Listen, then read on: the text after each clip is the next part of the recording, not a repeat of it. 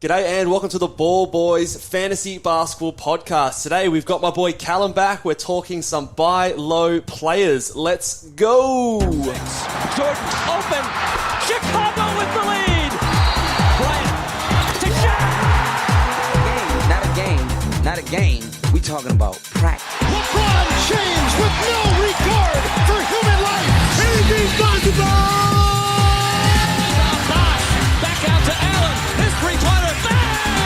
Curry for three. Wow! Unbelievable. Making it rain in New York. We the North are now we the champions. Not the destination, it's the journey. Mamba out. G'day and welcome again to the Ball Boys Fantasy Basketball Podcast. I'm your host, Mitch Casey, and you can find me on Twitter at Ball Boys Fantasy now. And welcoming back Callum Mack onto the live studio here. It's good to finally have us back on the same pod today. That's it. Back in the office. Feels good to be back. You've obviously upgraded the facilities, which is awesome. We got the memorabilia in the background. But we're finally together again once more. We both travelled. I went to Europe. You did Europe. We essentially traded places, but the dream team is back. The dream team is back together, ready to talk some fantasy basketball and ready to talk, obviously, about some players that we think that you can get for value right now who maybe are not performing the best right now and actually maybe performing downright disgustingly, but that probably provides a bit of value that you can go and grab off a panicking manager. Of course, take into consideration what your team needs and things like that, but and especially if you're doing well at the moment and you've got a bit of a buffer room and a team that has some of these guys is really struggling, that you can pick them off because it's getting close to the point in the season now. I think what are we at? January 6th, probably another 4 or 5 weeks away from the All-Star break, and then pretty much fantasy playoffs are right around the corner after that. So it's getting closer to crunch time. So if you've got some other managers in your league that are panicking, time to pounce. So that's it. Now's the time to make trades, I think. Like just before the season when you realize, this person isn't a great fit, I can probably get him out there and essentially get someone which has high value for your build, for your team, that punt strategy that you're going for. Yeah, everything's sort of locked in place. It's very clear of what's happening at the moment. It's very clear of how your team's sitting. So yeah, it's the waiver wires maybe a little bare and stale at the moment. So to improve your team, looking for trades is definitely what we're looking for. So I'll throw it over to you first, Cal. Bring us in with your first buy low candidate, and who is it? Okay, I'm going to throw two guys in the mix together. Okay. I feel like these are guys that I'm going to say untapped potential at this point that could definitely rise their game a bit towards the later end of the season here. But both of which I'd say a punt free throw percentage. So I got Jalen Duren. Jalen Duren, yes. And also Ben Simmons. Yeah, okay. So that's what I'm going for right now. Once again, same argument. I think Jalen Duren has actually been getting a lot more minutes over the past few weeks. He's been starting. He's been consistent. And right now, if you look at, say, his season stats, I would say they are deflated of what he will actually end up finishing on towards the end of the season. So from that basis, you could potentially persuade someone for a bit of a trade and do pretty well in the market there. And likewise for Ben Simmons, I think he's getting more comfortable. I think people kind of undervalued how rusty he actually might be coming out of the gate, because he did look terrible. I will say that he was definitely 100% an incredible buy low to start the season. Yeah, I think he's featured on this show for several times so far this season. Yeah, but he's on an upward trajectory, and I see him maintaining that for let's say over the next month. Maybe his scoring becomes a bit more consistent and raises that field goal as well, and he can give you the. Because he was pretty good in the field goal aspect of things when he was back at Philadelphia, and I think it's just look, his team's doing great as well, which the confidence should be coming along. Yes. So that's why I've got these guys thrown in together. Look, I'll touch on Duren first. I think he's an interesting one because he's obviously someone that maybe was on waiver wires a few weeks ago. People have obviously picked him up expecting some big things because he's been starting sort of most of December and now into January. He was decent. He's putting up some decent games, but recently he's struggled. Hasn't been blocking many shots, which is really strange. Only one block shot in the last 4 games. Did have an 18 and 11 game, but no other stats. So when it comes to a ranking perspective, he's well down. In the last 2 weeks, he's the 139th ranked player. The last week, he's outside the top 200. So you could use that ranking argument to sort of pry him away from fantasy managers. I don't think he's ever going to help you in threes. I don't think he's ever going to help you in assists. Probably not this season, although I do think he has some passing upside. And only averaging 0.3 blocks in the last week, 0.7 in the last 2 weeks. I think he's more likely to be like a 1.7 guy than a 0.7 block guy, and I think that's where his ranking will come up a lot. And I think, 25 minutes in the last week, 28 minutes in the last 2 weeks, I think that's definitely going to come up north of 30 after the All-Star break. So even though he seems like a guy that you just got off the waiver wire, I think he has more upside than maybe that label suggests. Yeah, I totally agree. The past week, he had a blowout, I think, last game, so that can be a bit deflated. But the block should definitely come. I don't understand why it hasn't been there this week. Weird. Sometimes they have cooler weeks and they get hotter weeks with the blocks, so I would imagine that to come up. His field goal has been really consistent. He's obviously finishing everything. I'd also imagine his rebounds to get up above the 10 mark for, I think, the rest of the season if he maintains his minutes. He's an awesome rebounder. He's had a game where he's already, in his young career, 19 rebounds. He's had another 18 rebound game, 14 a couple of times. He's a beast, man. Yeah, he's an excellent rebounder. So he fits a need. So if you don't need rebounds, obviously he's not going to do that much more for you outside the field goal and maybe a little bit of blocks. But yeah, I like that. Ben Simmons is a funny one. He's someone that I've liked him from a fantasy point of view. He's in a couple of my dynasty teams. He's very need specific. I'll say that because you look at some of the stats and it can easily make you throw up in your mouth a little bit. The last 2 weeks, 6.5 points. Yeah, pretty gross. Obviously he doesn't hit you threes. Well, what about that 11% from the free throw line? The 11%. I think he hit 4 free throws last game. It was on 25%. But I think before that he went on a streak where he didn't hit a free throw for 2 months or something like that. It was absolutely ridiculous. It has to be some kind of a record. So yeah, he's definitely a need specific guys, but I've always preached that his fantasy profile is so unique. There's no one else out there that can really give you the rebounds, assists, steals, and field goal percentage that he does. Yeah. Outside of someone elite like a Jokic, but obviously he's not Jokic really, but he does have a very specific need with glaring weaknesses, but very unique, I think. So if he suits your build, some teams might be sick of looking at him scoring 6 points a game, and if you're punting that category, you're already solid there. I think he's a great buy. Yeah, the punt points, the punt threes are glaring at you, definitely, for that Ben Simmons. Yeah, so his rank is all over the place. 130 for the season, 213th the last week, 190th the last 2 weeks. It's really hard to actually just trust the rankings for a player like that because in certain punt builds he's going to be way more valuable than others. So I think that's a good one. I'll throw one back over to you here, and a new one, actually. I don't think I've had him as a buy low this season so far. He's the 44th ranked player on the season, but the last 2 weeks, he's the 101st ranked player. Mikal Bridges for the Phoenix Suns.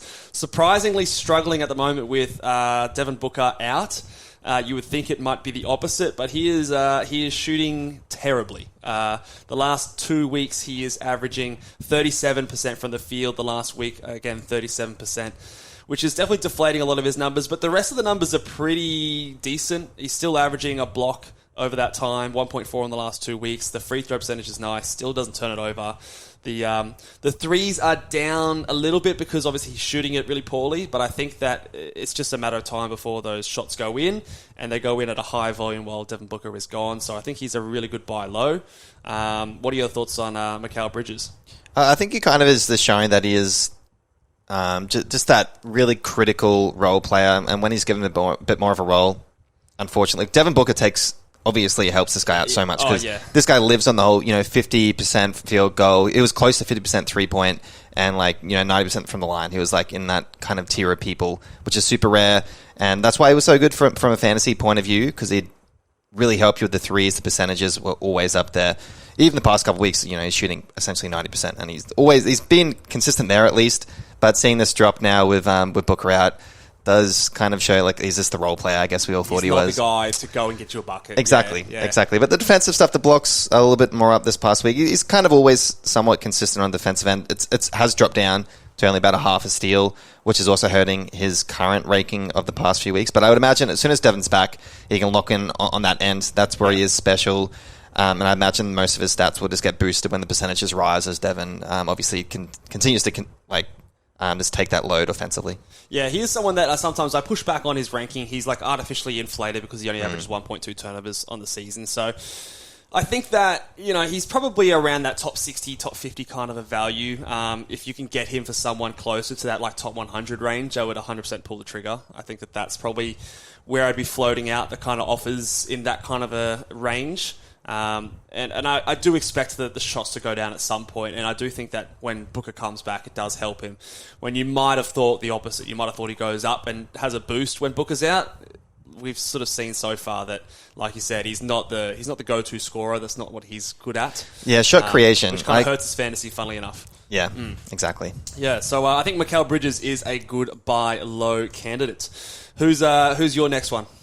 You know, right. For us? Next, I'm going to go similar thing with the lower field goal. Even though he's been doing it most of the season, but Scary Terry Rozier.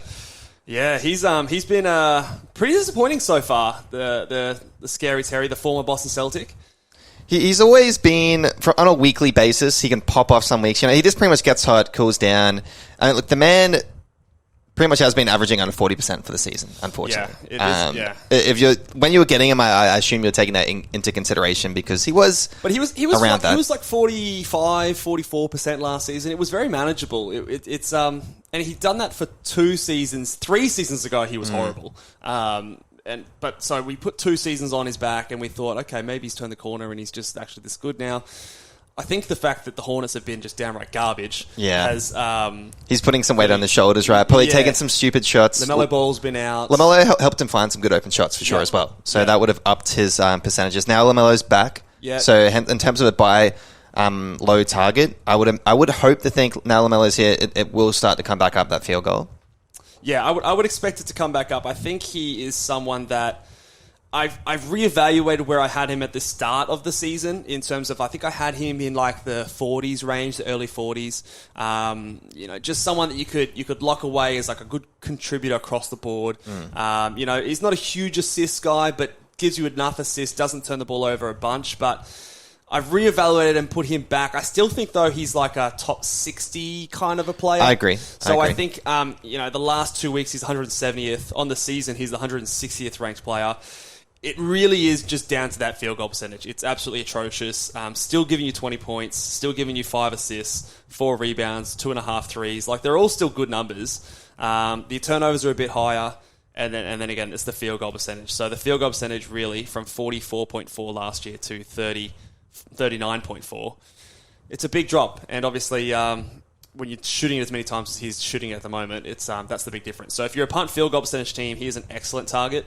I'd love to have a look at what he's actually ranked with that in mind. But what do you expect him to improve from here? Are you worried about a shutdown in terms of Charlotte and? I was going to mention there is a slight red flag with him, considering Charlotte are obviously one of the worst teams in the league right now. They didn't have LaMelo. Their record is atrocious. They might as well they could just go full punt, right? I'm not going to be completely surprised if that does happen.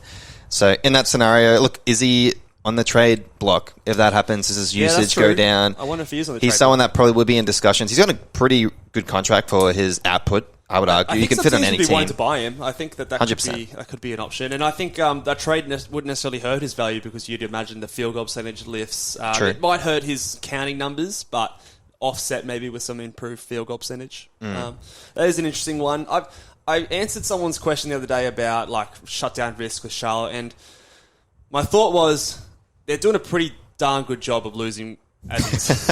So I don't know if they need to shut down people to continue losing.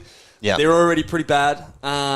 Maybe they just play a few more of the young guys. Mark Williams is getting a bit more minutes now. Maybe you put someone like James Bouknight out there who's terrible. He should help you lose games. It's just a shout out to him. You got someone like a Mikal Bridges that could be on the way back as well, but I imagine there'll be like some Miles Bridges, sorry. Yeah. Miles Bridges, but there'll be some kind of suspension that he'll have to deal with, I assume. Yeah. So, but yeah, you got Oubre as well, who could be on the trade block as well. So it is hard to see what's going to happen with this team. But I think, look, overall, you can probably safely say Terry's output, I think, should really just go up. Yeah. So he is definitely a buy low target in my eyes. Yeah, I think he's still a buy low, but I would be trying to buy really low because I think a lot of people out there would be very frustrated with him, and I think you can get him for a pretty cheap price, definitely. So I think that's a good pick as well. I'm going to switch over for my next buy low to a big guy and someone who again really has been very disappointing this year, and I held a lot of hope at the start of the season. I know you were very skeptical about the fit, but Rudy Gobert is my pick for the buy low, Ken, at the moment. You were very anti the trade at the time. I was maybe optimistic or foolishly, I don't know, hopeful that it was going to work out, but it hasn't worked out really at all. The most concerning thing to me is that he hasn't looked that much better even when Karl Anthony Towns has been out. So in the last 2 weeks, he's the 131st ranked player, 10 points, 9 rebounds, 1.8 blocks. He's still shooting 75% from the field, so... It's on 5 attempts a game. The 5 attempts, so the attempts are down. The rebounds are well down. Like, he averaged nearly 15 rebounds last year. Yeah.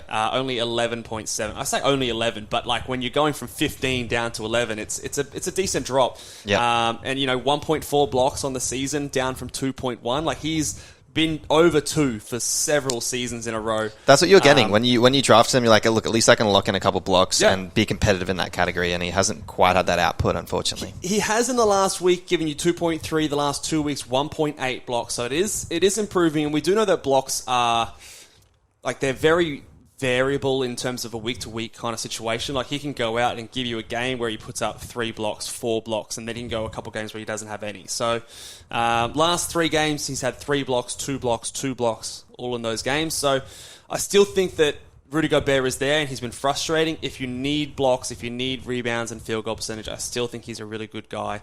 Just be aware that I don't expect him to reach the heights. I think I had him as a second-round player, unfortunately. I don't think he's going to get back that far, but I still think in like a punt free throw or a punt 3 build, he can be like a top 40, top 45 kind of level player. And I think right now you might be able to sneak him in for someone closer to that top 50, top 60 range. Yeah. I'd agree in those punt builds, yes. But there will be guys out there that are frustrated to have him right now. Yeah. Just like the past couple weeks, 10 points and 9 rebounds when you don't have Karl Anthony Towns. That's pretty embarrassing. You don't have a Vanderbilt there who was a guy that, pumped rebounds. This is someone that you should be getting the 14 rebounds, should be helping you carry you there. So it is a letdown. I would imagine a lot of people will be open to trading this guy at this point in time. Yeah, but I think obviously you can float the idea that, Karl Anthony Towns is going to come back soon. So I think you can get him pretty cheap. He still is the boom and bust in terms of those categories. He's never contributed in assists. He's never contributed in threes or steals. So he's still doing his stuff in the same categories. It's just all on a slightly muted scale, which is obviously hurting his value. But I still think that there is some use in obviously Rudy Gobert. And I think that, you can get him pretty cheap. Let's give me one more buy low player there, Cal, that we can finish on before my last one. Okay, I'm going to go Evan Mobley. Another shot blocker. Another shot blocker who we touched on before. The past couple weeks has been down. He's had less than a block a game over the past couple. We know he should be obviously over a block a game. I'd be hoping for 1.5 to up to 2 within that range for him. Steals have been okay. I mean, look, the points, about 10 points and 7.5 over the past few weeks. He has had a few sparks where he'd go off and have a good game, but overall, he just has been a bit of a low. I think a lot of people were buying into this is his sophomore season. He should take a bit of a jump. Expectations were high. That hasn't quite happened. He did go on he had a pretty good December, I'll say, where he had a couple games there, 21 and 12, followed by 17 and 13, and was getting the assists back. Yep. Exactly. So there's been some positive sides. I'd like to think he missed a couple games here. Maybe some people have drop back down. You could maybe put your hand in the ring just because what someone drafted him probably won't be the output to what this trade will be, so it could definitely be a buy low target. Yeah, I think so. I mean, obviously 6 points in the last game, very disappointing on poor shooting. He's averaging on the season, what is he averaging? 1.2 blocks on the last 2 weeks, 0.8 blocks on the last month, 0.7. So he was blocking shots earlier in the season. The last month, it's dried up a fair bit. So again, we talk about those blocks. They can come in big swings. So another stretch of good games could be just around the corner. He's young. I still think the talent is there.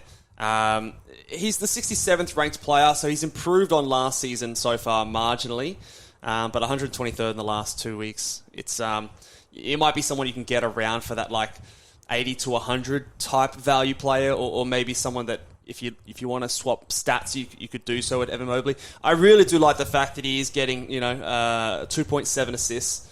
3.2 in the last month. If you can combine that with the blocks, it's a very unique kind of combination. You don't get a lot of guys that can give you good field goal percentage, assists, rebounds, and blocks. So I think that has a little bit more value than his ranking might suggest, because often you get shot blockers that don't give you any assists, and he's obviously not in that case at all there. So I think things can turn around for Evan Mobley very quickly. And I agreed. think that, yeah, obviously with how young he is. You look at last season as well. 1.7 blocks for the season last season. Right now is a 1.2. I would imagine that should, I think it should just come up. They should closer to 1.5, I would imagine. And exactly. And for that to happen, he has to go on a stretch where he's going to be blocking more than that. So these next couple of months, he could go up to blocking 2 shots per game. Just to average that out. So I think it's a good shout. I like him as a buy low. My last one here is Kyle Lowry is a buy low candidate, and boy, oh boy, is he a buy low. Look at his last couple of games. If you are not someone who has Kyle Lowry on your roster, you may not be aware of the pain that people are going through with him on their roster. But his last 4 games, 11 points, 6 points, 5 points, 3 points. Those are 4 separate games, guys, all in a row. So managers right now are probably sick of him. He's missed chunks of games here and there. Look, it's not... Maybe as a buyer, I'm not selling him to you to go and make a trade, but what I'm suggesting is that you can get him dirt cheap.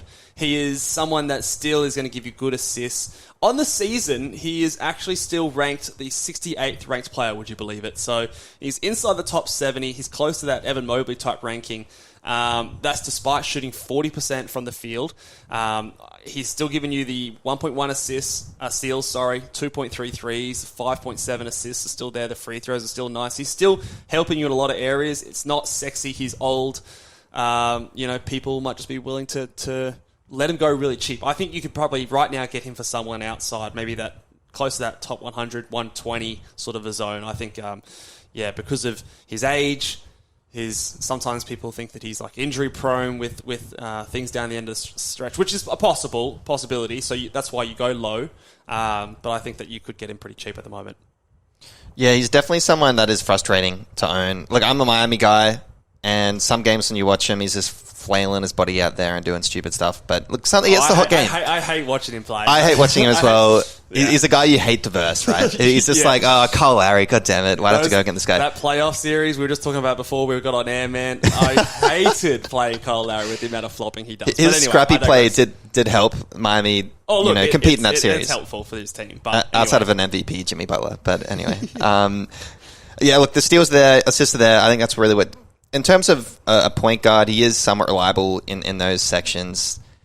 And as you point out, he's around that 70 value for the season, which is surprising. So I do dare say some people are willing to part ways from him, and you wouldn't have to have a splashy thing to get him. And I think he is somewhat reliable, even though he's had a pretty cool week. If you scroll back through his game log, he's had 28-point nights, he's had 15 assist nights so far this season. He's had a triple-double in there. He's had some decent stretches in December. He was looking really good. November was a strong month for him as well. So his recent patch of form, I don't think is a suggestion of that he's just getting over it. I still think there's some good players in there. I think it's just a bad patch of form at the moment. And because of his age, some people might be quick to suggest that that's just what he's going to be from here on out. I think he's going to bounce back, and the Miami Heat need him to, because obviously they're not doing as well as last season, for example. So he's still going to have to get out there and play minutes. They don't have the luxury of shutting him down or resting him or anything like that. So I think that he's a good buy low there. Anyone else that you really want to touch on, or should we have a nice short sweet podcast? Look, I'll do another, just one last quick one that we can do. Drew Holiday has been cool the past couple of weeks. 189, bad field goal. The assists haven't quite been there, and even the steals. So everything's just dropped. He did miss a few games as well. So look, maybe there's someone out there who owns Drew Holiday that could be potentially willing to part ways. For the season, he has been, pretty somewhat consistent. 37, I feel like that's probably where you're drafting him. He's just had a bad few weeks. Yeah, so, he's missed time. He missed 3 games, came back for a game, missed last game as well. So obviously very frustrating for fantasy managers. And we know that Milwaukee obviously are very cautious with their injuries. So I think that is something to keep in mind. He's had to do a lot for this team this year. I think I saw a stat that he's defending the best player, and he's like in the top 10 in terms of offensive load as well. So he's of those two things combined, he's probably one of the highest. He's got the highest responsibilities of any players in the NBA. So he's doing a lot. So maybe his body needs a bit of rest. Hopefully, it's something that doesn't plague him down the stretch of the season. I know I've got him in the Locked On Fantasy Basketball Bowl, and I need him to get back good. I think he might be. He has done really well. He's the 38th ranked player on the season, but he is only 60th over the past couple months. Yes. So he had a pretty hot. He started month, well. the start, and he has eased off from there. Yeah, and that's why true. I'm saying maybe some owners like, maybe you can get him for like a 60th kind of guy. Maybe it could be a good investment. I think so. I think if you could do that, I would pull the trigger and cross my fingers that the body holds up. But I would just keep that little bit in mind. But that will do it for us today, guys. Make sure you guys comment down below, and make sure if you are not already subscribed to the channel, give us a big thumbs up. Follow me over on Twitter at BallBoysFantasy, and make sure if you are listening over onto the podcast side of things, would love it if you guys give us a 5-star rating on Apple Podcast, and let us know how much you miss Cal and I back together, and we'll see you guys next time. Bye.